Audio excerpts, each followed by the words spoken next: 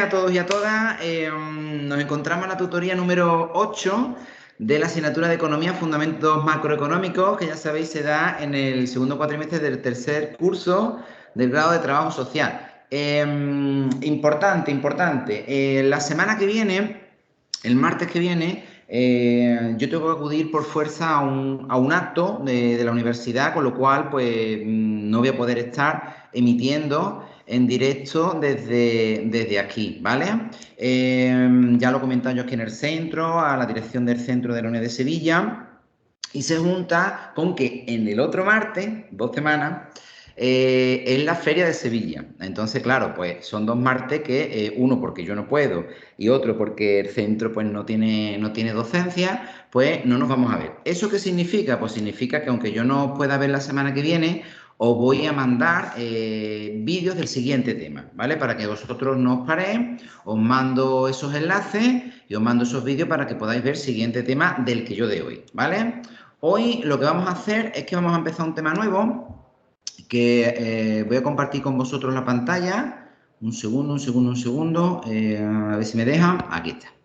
Vale. En breve se debería de empezar a ver.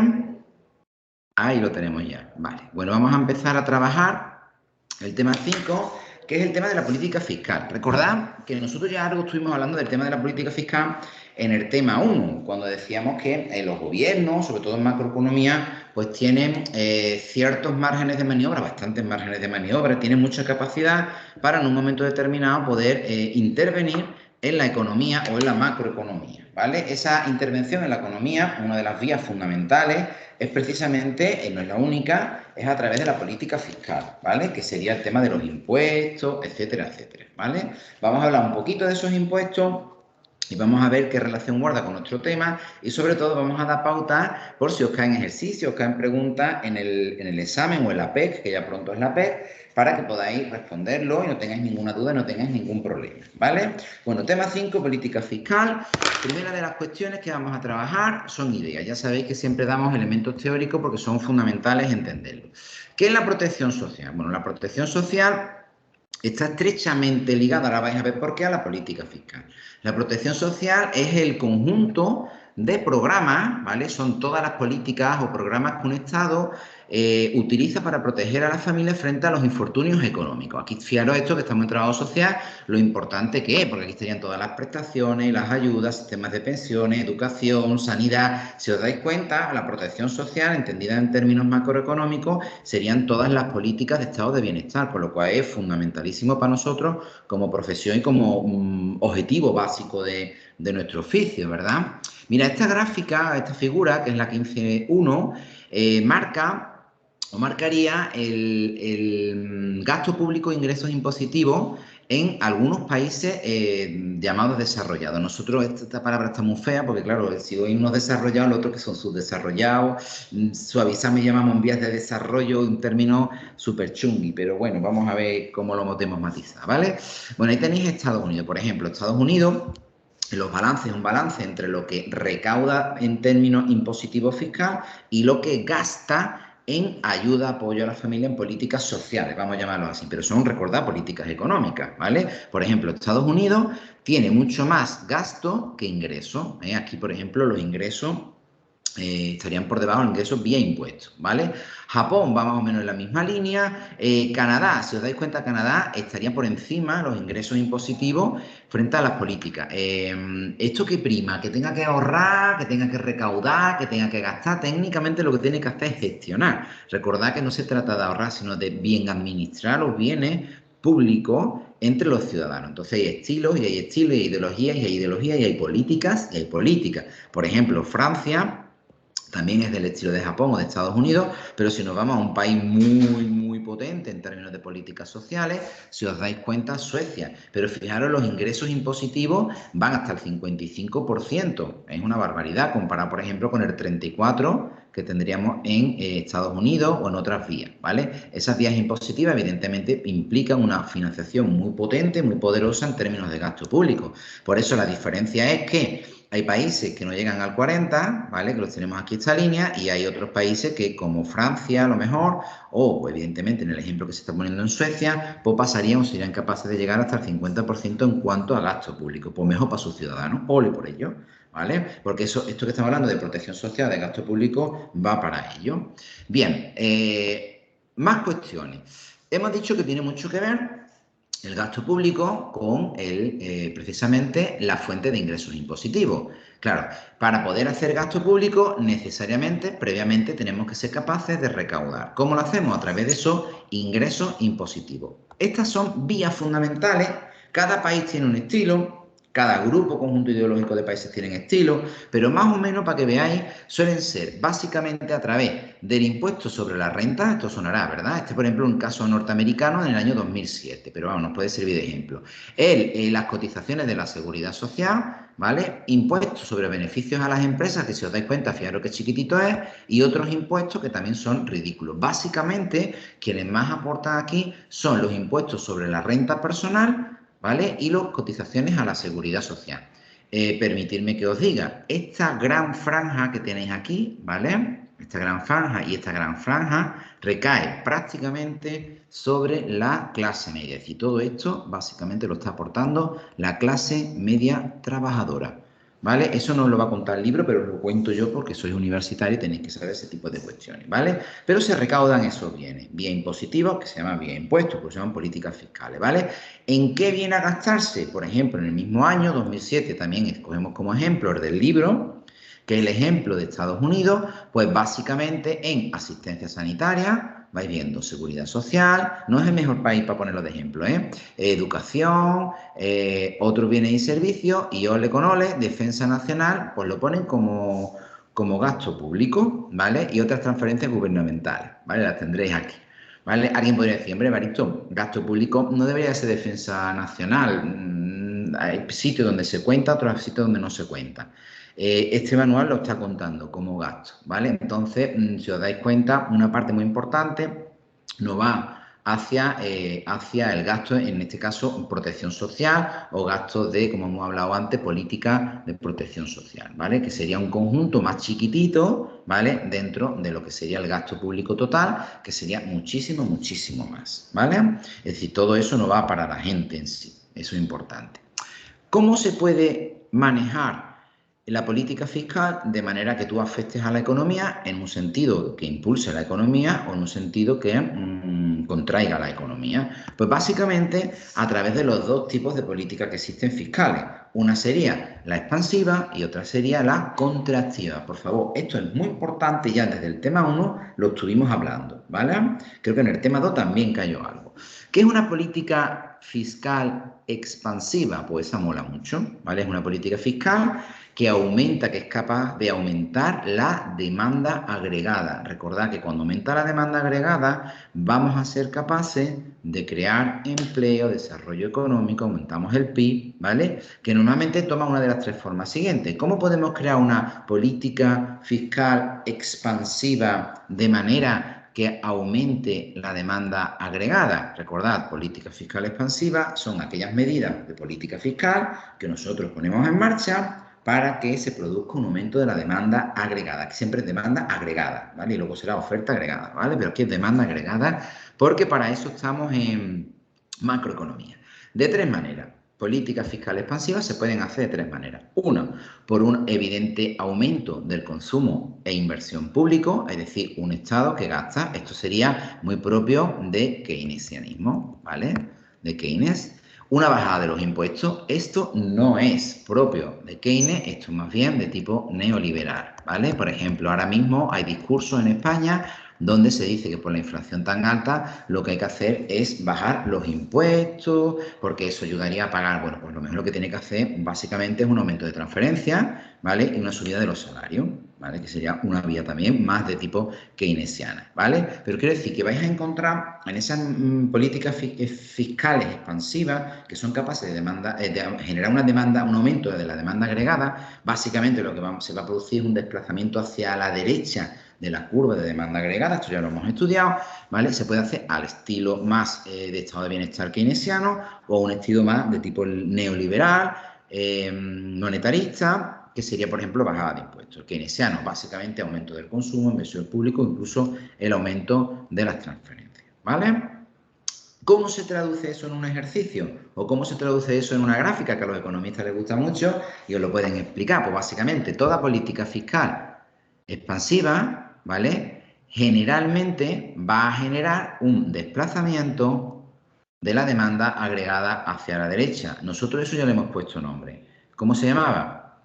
¿Vale? Se llamaba un shock de demanda positivo. Esto es muy importante, ¿vale? Un desplazamiento de la demanda agregada hacia la derecha es un shock de demanda positivo. Pero ese shock de demanda positivo, ¿vale? Aquí lo podemos ver, expansiva fiscal, puede cerrar una brecha, puede servir para romper una brecha digital. Si no lo tenemos claro, ¿vale? Podemos hacer este tipo de elementos. Imaginaros que nosotros tenemos una situación hipotética, ¿vale? Vamos a poner otro color para que no tengamos problemas.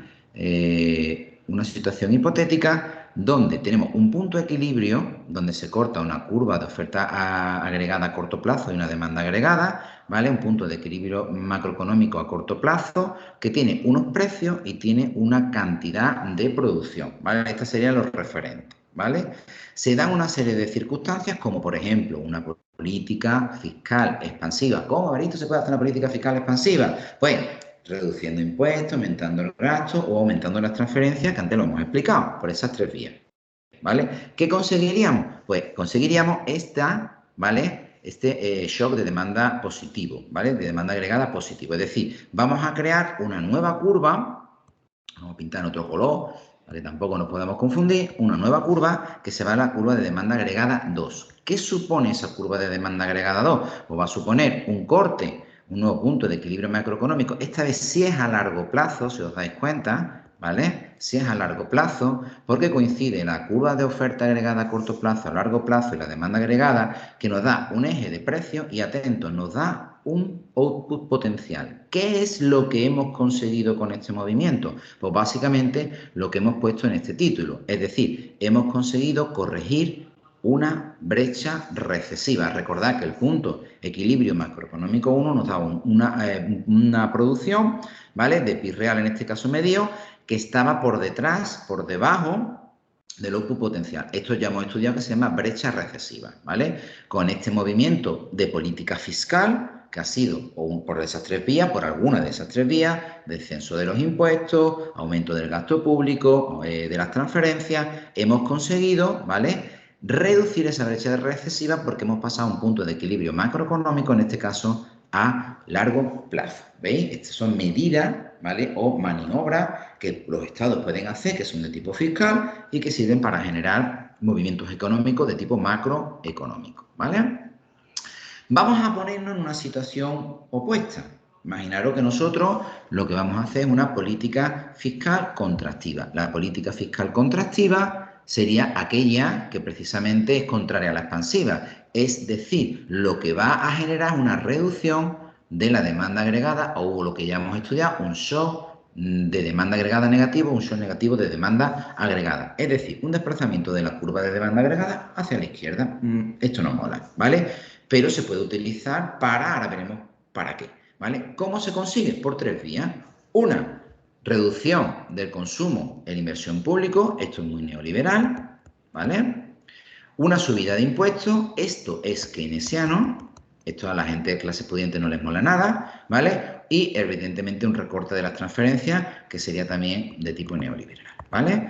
En este caso son vías para conseguir lo mismo, ¿vale? Una con una ideología y otra con otra. Una benefician a unas personas y a otras benefician a otras personas. Una beneficia a unos pocos y otra beneficia a una generalidad, ¿vale?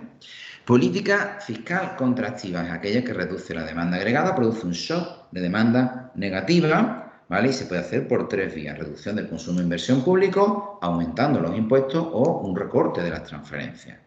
¿Eso qué puede producir? Pues básicamente, si lo trasladamos otra vez a una gráfica y nos basamos en la figura 15.1, nos vamos a dar cuenta que una política fiscal contractiva puede cerrar una brecha inflacionaria, se puede utilizar para corregir una brecha inflacionaria. Vamos a partir de una situación inicial 1, ¿vale? Imaginaros, nosotros tenemos un punto de equilibrio macroeconómico a corto plazo. ¿Por qué? Porque tenemos la curva de oferta agregada a corto plazo con una curva de demanda agregada, ¿vale? Que corta en un momento determinado, en un punto de producción y en un precio concreto, ¿vale?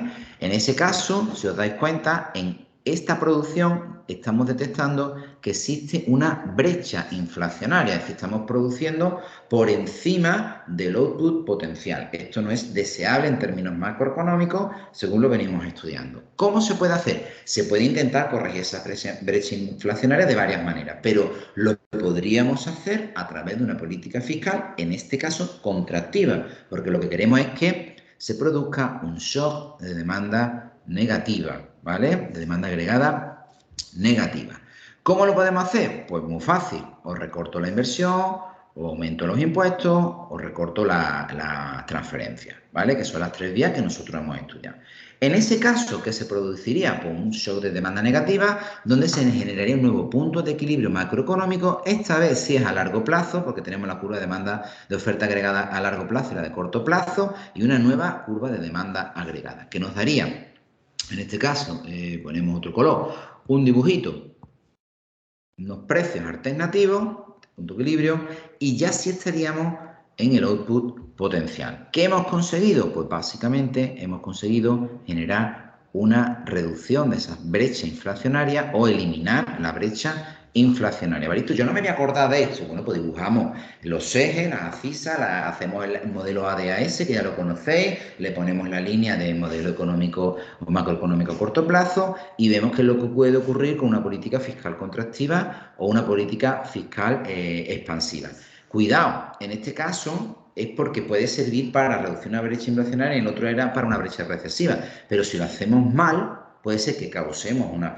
Imagino que estamos aquí, estamos en el E2, el punto de partida, y nosotros generamos una política expansiva. Pues esa política expansiva va a crear una brecha inflacionaria, ¿vale? Si lo hacemos al revés, sabemos lo que crea, ¿vale? Y en el otro lado, pues sería al opuesto, ¿vale? Lo importante es que tengamos el dibujo, ¿vale? Los elementos claros, ver cómo se comportan esos shocks de demanda y saber que esos shocks de demanda pueden ser perfectamente articulados o creados a través de estas políticas fiscales expansivas o contractivas. Ya hemos dicho que son tres mecanismos: gasto público, impuestos o las transferencias, ¿vale? Seguimos avanzando, seguimos avanzando. Mira, vamos a estudiar ahora una cosa muy chula que a mí me gusta mucho como trabajador social, que es el efecto multiplicador del aumento del consumo e inversión público. Vamos a irlo bien explicando poco a poco, ¿vale? Un elemento muy importante sería la propensión marginal al consumo, o PMC, ¿vale? Que es el aumento en el consumo que tiene lugar cuando en la renta disponible aumenta una unidad monetaria. Es decir, cuando la renta disponible, el dinero que tenemos, aumenta, ¿vale? ¿Cuánto aumenta en ese caso? Perdón, cuando aumenta la unidad monetaria, ¿cuánto aumenta la renta disponible? Esto se llama propensión, ¿vale? Para el consumo, marginal al consumo, PMC. ¿Cómo se calcula? ¿Cómo se calcula? Pues el PMC tiene una formulita, ¿vale? Es muy importante que este tipo de elementos lo vayáis incorporando. Se utiliza esta letra que se llama delta, ¿vale? Delta, lo pongo aquí, significa cambio en este caso, cambio, en la parte de arriba, cambio del gasto del consumo, partido, cambio de la renta disponible. ¿Cómo afecta el dinero que la gente tiene disponible al consumo? Os pongo un ejemplo. Por ejemplo, si el consumo aumenta en 5.000 millones cuando la renta disponible aumenta a 10.000 millones, la PMC es de 5 partido 10. Si os dais cuenta, ¿vale? Que hemos quitado los ceros, 5 partido 10, lo que nos lo hemos llevado aquí. Esta parte viene arriba, esta parte vendría aquí abajo, ¿vale? Renta disponible, ¿vale? Significaría que se produce una propensión marginal al consumo, en este caso, de 0,5. Y así es como nosotros lo podemos medir, ¿vale? Si nosotros hacemos ese cálculo, hacemos la calculadora o sin calculadora, que es muy facilita, ¿vale? Nos sale a 0,5, ¿vale? Es decir, 5 partido 10 es lo mismo que 1 partido 2, por tanto, ya sabéis cómo se hace esto, ¿vale? 1 partido 2, o lo que es lo mismo, 1 partido 2 es 0,5 de toda la vida, ¿vale? Vale. Bueno, ese efecto de multiplicación de una variación de las transferencias y de los impuestos es importante, ¿vale? Por ejemplo, la política fiscal expansiva contractiva no solo se aplica variando el consumo y la inversión pública. El gobierno también puede cambiar lo que se llaman las transferencias o los impuestos, ¿vale? Sin embargo, en general, una variación de las transferencias de los impuestos, muy importante esto, ¿vale?, provoca un desplazamiento de la curva de demanda agregada menor que el derivado de una variación del mismo importe del consumo o de la inversión público, por lo que el impacto en el PIB es menor. Aquí os pueden poner perfectamente una pregunta, ¿vale? ¿Qué afecta más? ¿Qué tiene mayor incidencia? ¿Vale? Cuando en la política fiscal tocamos las transferencias y los impuestos, ¿vale? O cuando nosotros lo que hacemos es tocar el consumo y la inversión pública, gasto público, ¿vale? Pues la teoría y las cuentas, a través de esta fórmula, que es de la de propensión marginal al consumo, nos va a decir que siempre, siempre, siempre aumenta mucho más, varía mucho más, un impacto mucho más fuerte cuando nosotros jugamos con el consumo y la inversión pública, ¿vale? Es decir, va a haber mecanismos que sean más rápidos, más eficientes y más eficaces de política fiscal para generar cambios en la macroeconomía. Es decir, me voy al principio para que todo el mundo lo entienda, ¿vale? Si hemos dicho que una política expansiva del gasto se puede hacer por 3 mecanismos, aumento del consumo e inversión público, bajada de impuestos o de las transferencias, estas dos vías, estas dos, que generarían una expansión, generan una expansión menor, ¿vale?, que esta última, que generaría, o seríamos capaces de, a través del aumento del gasto público y de la inversión, de generar una incidencia mucho mayor en esa política fiscal expansiva.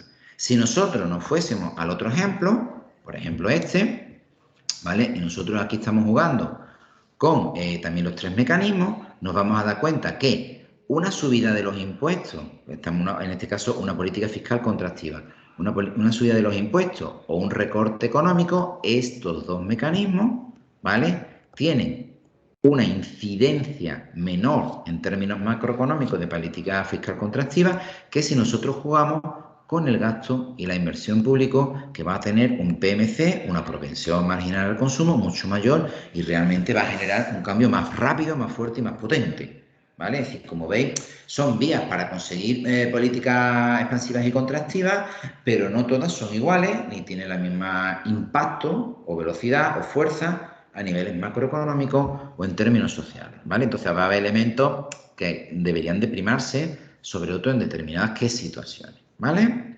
Bien, vamos a repasar un poquito. Si os dais cuenta, bueno, aquí tenéis la política fiscal discrecional, es un concepto que no hemos explicado, es la política fiscal que resulta de acciones deliberadas de los responsables de la política económica y no de las reglas automáticas. Las reglas automáticas son mecanismos que se van articulando conforme se dan determinadas situaciones para regular el mercado, ¿vale? Estas discrecionales son básicamente de tipo político-económico, por tanto son atentos ideológicos, no es ciencia ni es matemática, ¿vale? Es decir, se puede hacer por diferentes vías. Depende a quien tú quieras ayudar o a quien tú quieras perjudicar. Siempre hay gente que beneficia y gente perjudicada. Siempre, ¿vale? En repaso rápido, el efecto multiplicador determina la magnitud de desplazamiento, estamos aquí, de la curva de demanda agregada causado por una variación del consumo y de la inversión pública. Los cambios en los impuestos y las transferencias también desplazan la curva de demanda agregada, aunque, ya hemos explicado, en menor medida que una variación del mismo importe en el gasto público en compra de bienes, servicios o lo que sea, ¿vale?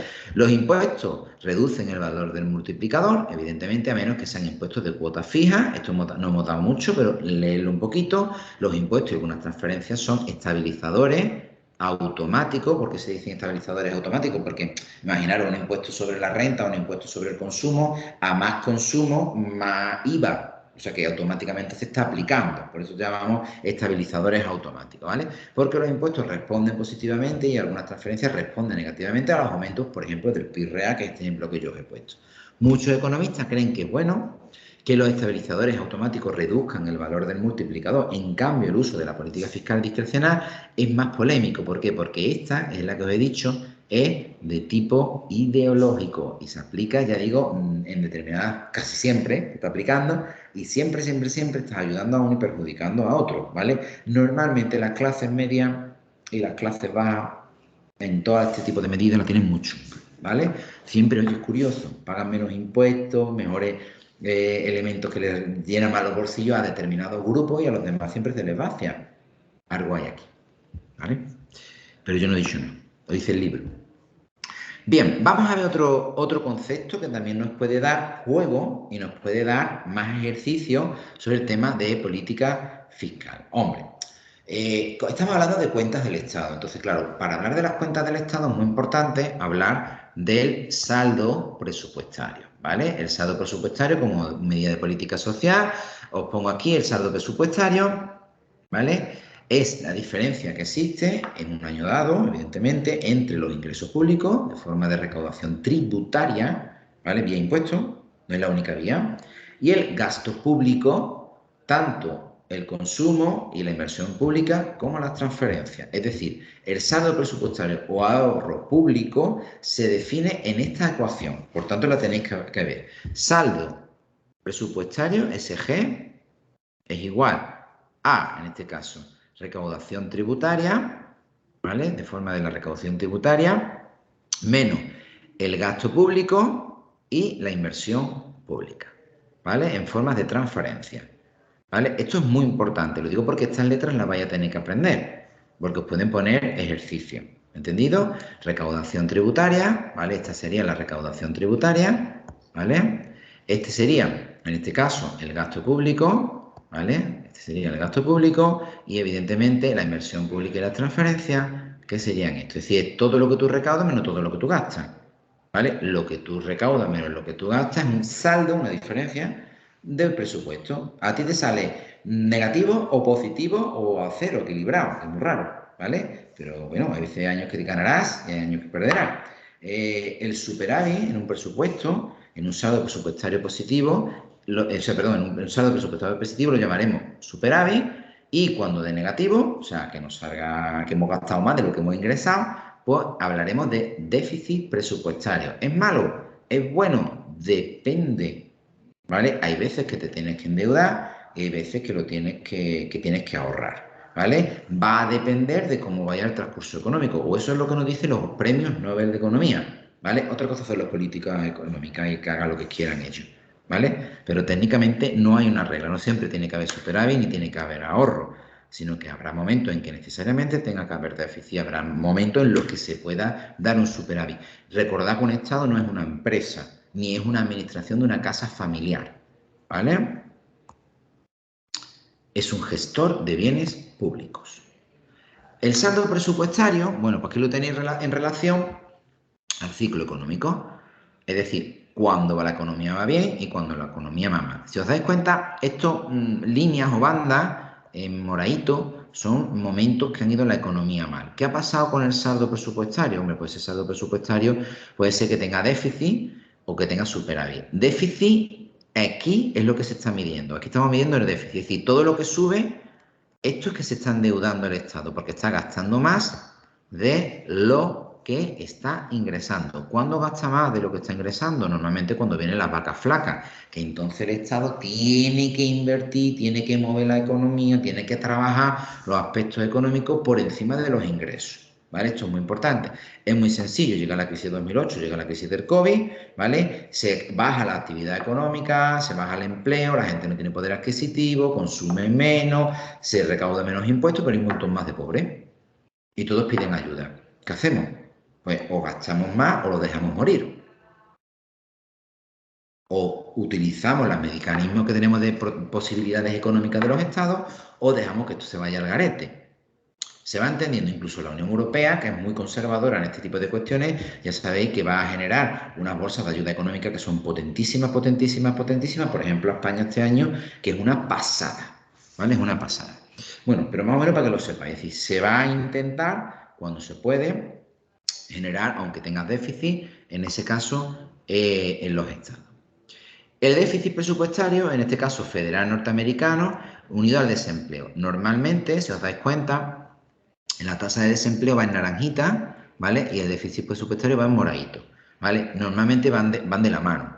Es decir, cuando hay mucho desempleo, normalmente como no hay ingresos y se reduce el consumo, ¿qué ocurre? Pues que los estados ingresan menos vía impositiva, como casi todos los impuestos caen en la clase media, pues necesariamente te va a producir un déficit presupuestario, ¿vale? Es curioso, oye, que en estos momentos de recesión los grupos más poderosos económicos ganan mucho más, pero son los que menos impuestos pagan. Estaría guay que pagaran lo mismo que las clases medias, ahí lo dejo caer, y no se produjeran esos déficits presupuestarios. Esto tampoco lo cuenta el libro, pero esto es bueno que lo sepáis, ¿vale?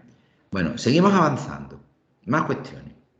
Pero vais viendo las relaciones que se pueden producir. Os pueden preguntar, oye, ¿qué relación guarda el desempleo con el déficit presupuestario? Pues evidentemente se ingresa menos porque hay menos tributo cuando los que tienen que tributar pues no tienen dinero. Que eso va a quedar, está vinculado, por ejemplo, al desempleo. ¿Vale? Y por ahí ya podéis responder a preguntas que os puedan plantear vuestros tutores de Madrid. ¿Debe estar equilibrado el presupuesto? Pues básicamente era lo que os decía al principio. La mayoría de los economistas no lo creen así. Opinan que el presupuesto debe estar equilibrado en promedio, es decir, que se tendría que permitir un déficit en los años malos y un superávit en los años buenos. No creen que se deba obligar al gobierno a equilibrar el presupuesto año a año, porque esto torpedearía la función de los impuestos y de las transferencias como estabilizadores automáticos. Si os dais cuenta, durante la crisis de 2008, Europa impuso, durante el gobierno del PP, impuso una austeridad económica, donde Merkel y otros lo tenían muy claro, a países como España, que estaban mal económicamente. Esa austeridad económica era no haber déficit o déficit cero, ¿vale? Eso supuso una destrucción horrorosa del empleo y de la economía durante esos años. ¿Quién lo pagó? Pues los afectados. Oye, curiosamente en España las clases más pudientes y las grandes riquezas siguieron, y la banca, etcétera, etcétera, siguió ingresando, incluso en los años más terribles, unos promedios de ganancia increíbles, ¿vale? Podéis ver, estos datos los podéis ver, ¿vale? Pero son estos. Consecuencias a largo plazo de la política fiscal. Bueno, problemas que plantea una deuda pública creciente. Esto es muy importante. Cuando tú tienes una deuda pública, es decir, todo el tiempo no tiene superávit, sino que tienes déficit, ¿vale? Y con lo cual te vas endeudando todo el tiempo, ¿vale? Por cierto, ¿a quién beneficia la deuda? Pues a quien te prestan el dinero para solventar la deuda. Es un negociazo para las bancas, los bancos internacionales u otros países que te compran y te ayudan con tu deuda, ¿vale? Es un negociazo, ¿vale? Es decir, que los países deban dinero y sean pobres es maravilloso para determinadas instancias económicas y macroeconómicas.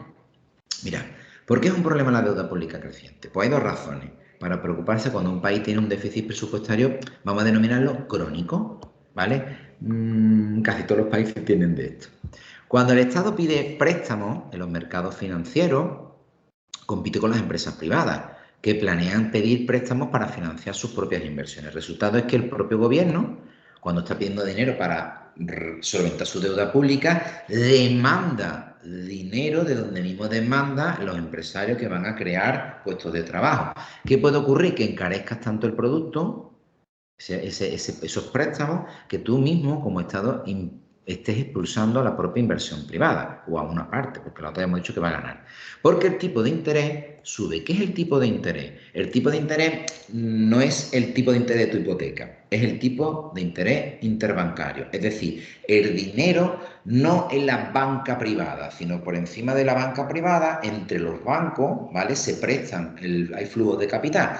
Ese flujo de capital que normalmente están mediados por los bancos, por lo que serían los bancos centrales, no hemos dado todavía de esto, se dará en el siguiente tema, pueden regular con determinados mecanismos esos tipos de interés. Pero ¿qué ocurre? Que a más demanda haya, los tipos de interés pueden subir. Entonces, todo el que quiera coger dinero, ¿vale?, de esas bolsas, le sale más caro. Por eso, cuando un Estado tiene un déficit crónico y necesita financiarse, pide financiación, que ya digo, está enriqueciendo el que sea, o mucha gente, al mismo tiempo está destruyendo la propia inversión privada, muy probablemente de su propio país, ¿vale? Es decir, a largo plazo el crecimiento económico se puede reducir, ¿vale? Pero hay una segunda razón, que los déficits del presente, atentos a esto, al aumentar la deuda pública ejercen una presión sobre los presupuestos futuros. Si el efecto de los déficits presentes sobre los presupuestos futuros está muy claro, ¿vale? Como los particulares, los gobiernos tienen que pagar sus deudas, incluidos los intereses de la deuda acumulada. Vamos a ver, ¿esto qué significa? Pues esto es muy sencillo. Si yo hoy cojo y como Estado estoy aquí en la UNED de Sevilla y no me llega para pagar la luz, ¿vale? Y yo voy al banco y le digo, yo dame dinero para pagar la luz. Y pido el dinero para pagar la luz y yo pago la luz. Mi centro sigue funcionando, pero yo al banco le debo una pasta. Pero es que ya no le debo la pasta que ha pedido, sino la pasta que ha pedido, que además amablemente me la ha dejado más un X porcentaje de beneficio impresionante que se va a llevar al banco, que le encanta que las administraciones se endeudan, ¿vale?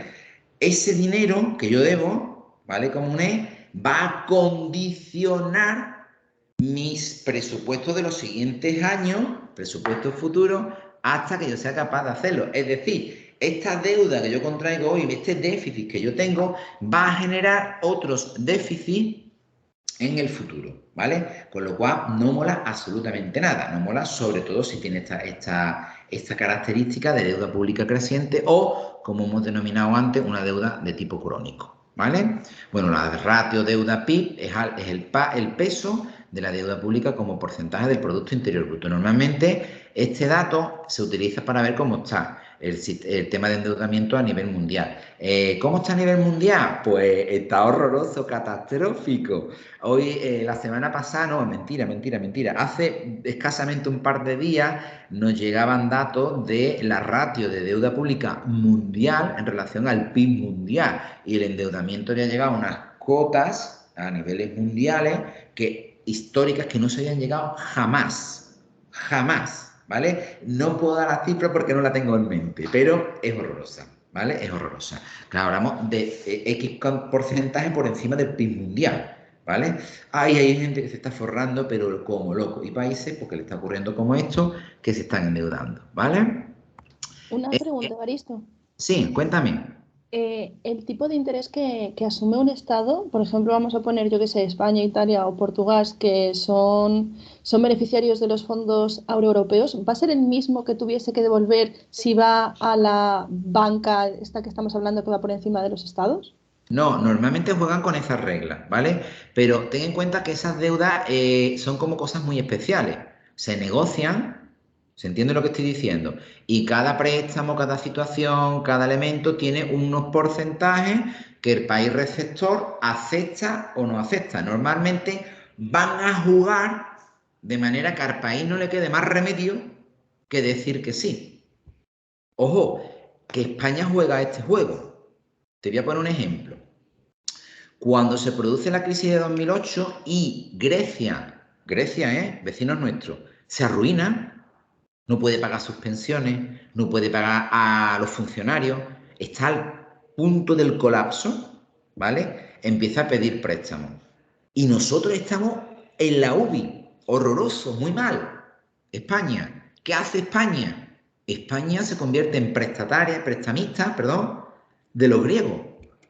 Nosotros Claro, jugamos a este tiene juego. sentido, porque Claro, así tú recibes ese interés y te ayuda a paliar lo tuyo y exactamente. Pero vamos a lo mejor de UCI a cuidado, para planta. prestar ese dinero se lo Pero quitamos a los españoles.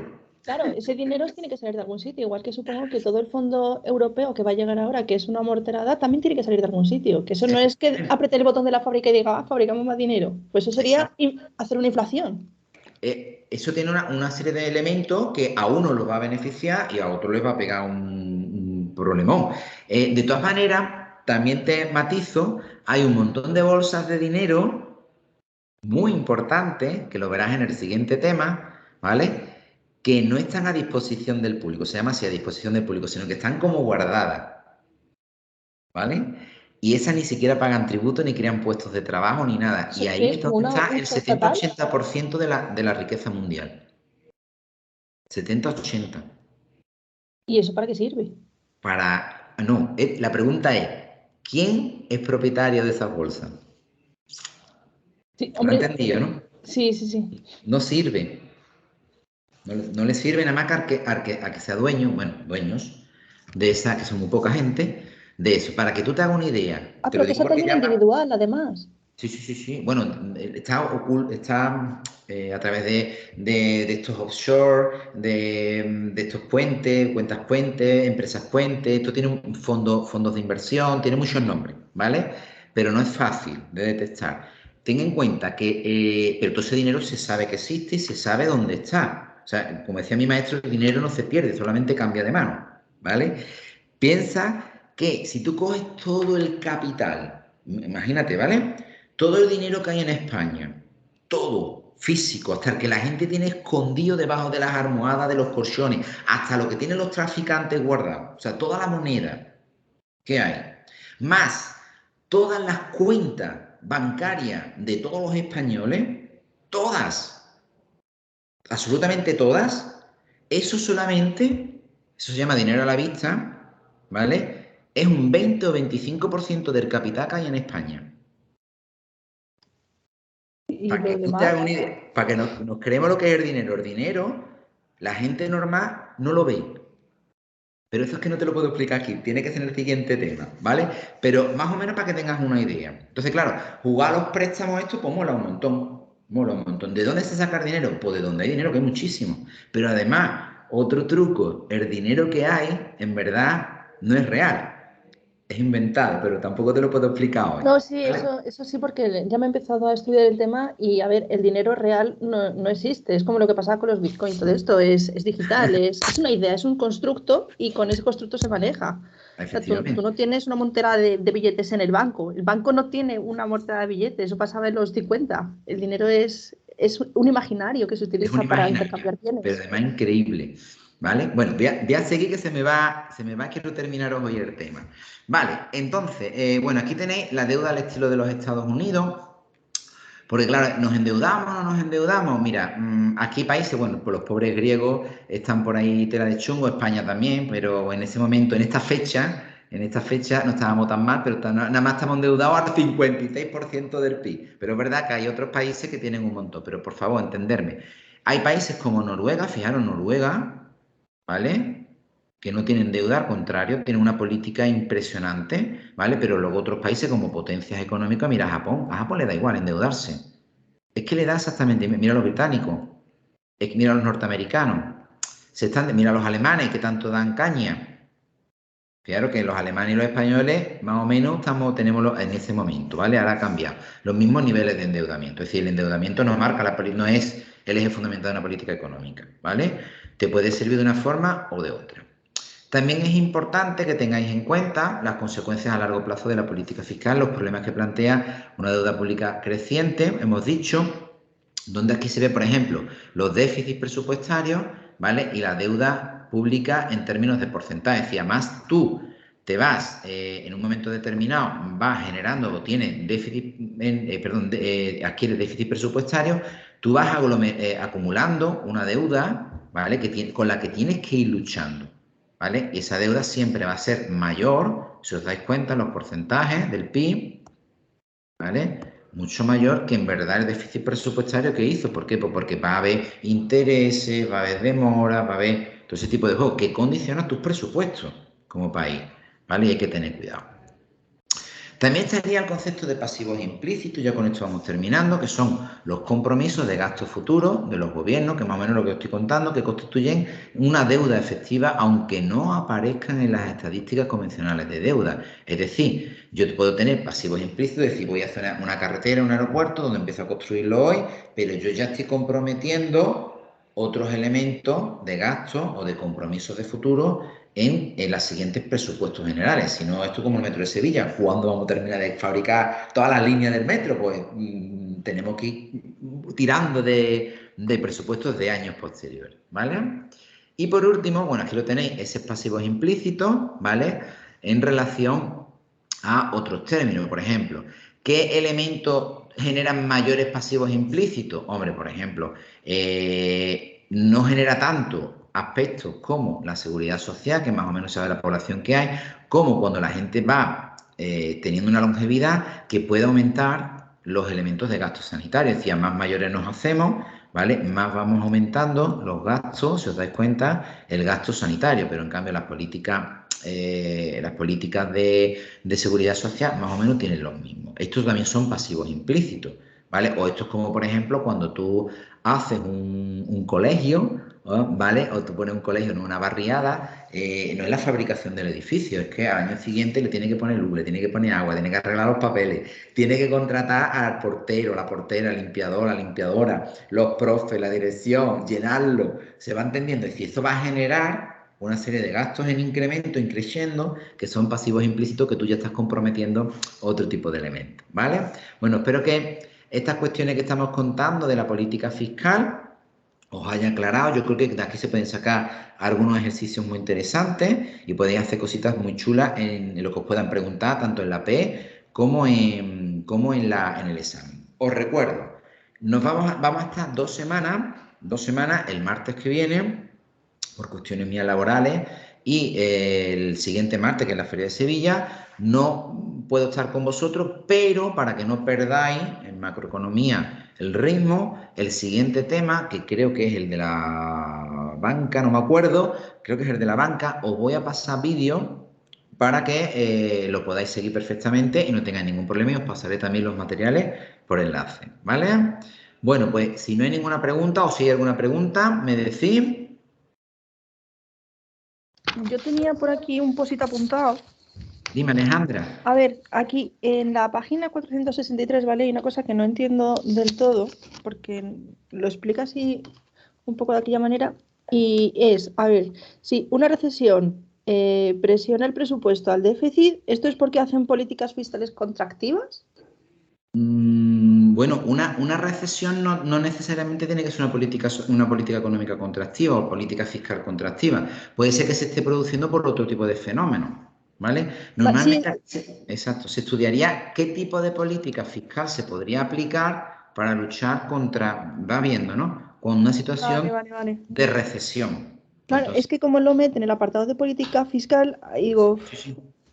ahí Claro, me es que he la política confundido. fiscal, si se utiliza mal, puede provocar una recesión, o tú que conscientemente provoques recesión económica porque tengas otro objetivo. Por ejemplo, lo de corregir las brechas, Sí, ¿recuerdas? claro, si quieres corregir una brecha puedes provocar una recesión, pero es algo como muy puntual. Otra cosa es que uno sea un inepto. Uy, pues de eso hay. Ya digo, siempre las políticas económicas siempre benefician a uno y perjudican a otro. Aquí muchas veces política económica es política, ¿vale? Entonces está viendo a ver a quién le va a pegar el porretazo, ¿vale? En fin. Bueno, pues nos despedimos, que pasáis buena semana. Ya os he dicho, os mandaré este vídeo y os mandaré el vídeo del siguiente tema con los materiales para que no tengáis ningún problema, ¿vale? Hasta luego. Hasta luego, Adiós. buenas semanas. Adiós, adiós.